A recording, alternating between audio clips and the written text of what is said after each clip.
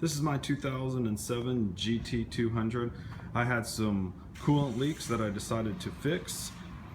Then in the process of doing that, I ended up replacing these three hoses. Now I don't think these hoses really needed to be replaced, but since I had the floorboard and the dash apart, I figured I might as well do that. Now the scooter has about 3,000 miles on it, and here's where the leaks were. Now the first leak, which caused me to kind of pull everything off, was right here at this coupler. So there's two hoses that I replaced. This is the clamp that I put on here, and this is a factory clamp that comes with this coupler attached here.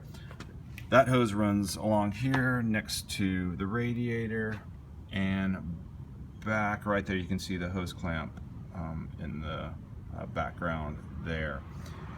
Here's the radiator on this side. I took the fan off whenever I removed the floorboard, and that made it much easier to put the floorboard, take the floorboard out and put it in.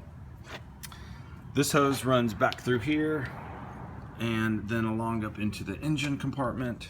I replaced that hose as well. And then you can see where it runs into the engine right here.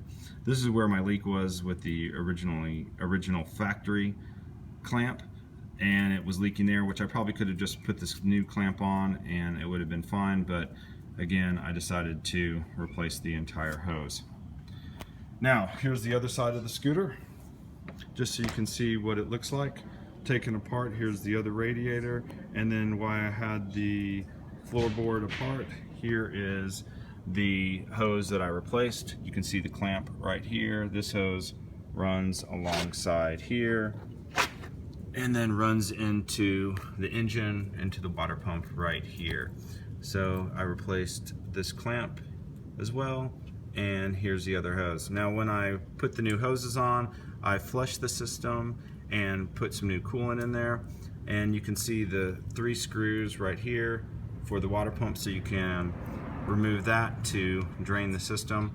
What I also did, what I think was helpful, is I took this hose off here whenever I drained the system, and more coolant came out from the water pump. But you can, do the draining however you feel necessary.